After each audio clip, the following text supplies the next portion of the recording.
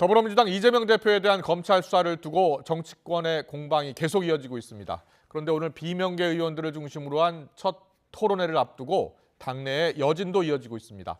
국민의힘은 3월 전당대회 막판 변수로 꼽혔던 유승민 전 의원이 불출마를 선언했고 김기현, 안철수 의원 간 신경전도 고조되고 있습니다. 취재기자 연결합니다. 정유진 기자. 네, 국회입니다. 네, 이재명 대표 검찰 출석을 앞두고 오늘도 여야 신경전이 오갔죠?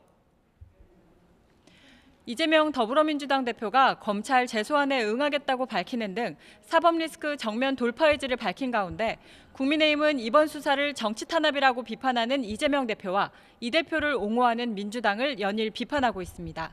주호영 국민의힘 원내대표는 아침 회의에서 이 대표 조사는 대선 패배 때문이 아니라 본인이 저지른 일 때문이라고 지적하면서 장외투쟁을 계획하고 있는 민주당도 함께 비판했습니다. 국가 정체성이 흔들리는 일을 막기 위해서 장외투쟁하는 경우는 봐도 개인 비리를 수사하지 말라고 장외투쟁한다는 건 처음 봅니다. 아마 장외투쟁으로 장외투쟁의 의미가 바뀌고 너무 희화화될 것 같습니다. 이재명 민주당 대표는 본인을 둘러싼 의혹을 전면 부인하고 있는데요.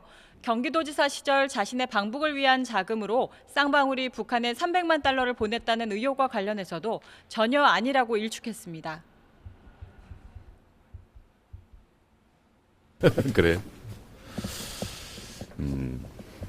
아마 검찰에 이제 신작 소설이 나온 것 같은데 종전의 창작 실력으로 봐서 잘 안 팔릴 겁니다. 이런 가운데 오늘 오후에는 비이재명계 의원들이 모인 민주당의 길이 첫 토론회를 엽니다. 이 모임은 민주당 정권 재창출 실패를 반성하는 취지에서 꾸려진 반성과 혁신 소속 의원들이 주도해 만들어졌는데 김종민, 이원욱 의원 등 친문 비명계 의원 다수가 참여해 주목받고 있습니다. 비명계 주축 모임이다 보니 이 대표의 사법 리스크와 당 진로 등과 관련한 토론이 이뤄질 가능성도 있기 때문인데요. 관련해 친이재명계 의원들은 이 대표 중심으로 모여야 한다는 입장을 강조하면서도 민주당의 길 활동을 지켜보겠다는 입장입니다. 오늘 토론회에는 이 대표도 참석해 인사말을 할 예정인데 당내 여러 의원과 소통하고 의견을 듣기 위한 취지라고 이 대표 측은 설명했습니다. 네, 국민의힘 전당대회 막판 변수였던 유승민 전 의원, 오늘 불출마를 선언했죠? 유 전 의원은 오늘 아침 SNS를 통해 충분히 생각한 결과 아무 의미가 없다는 결론을 내려 이번 당대표 선거에 출마하지 않겠다고 밝혔습니다.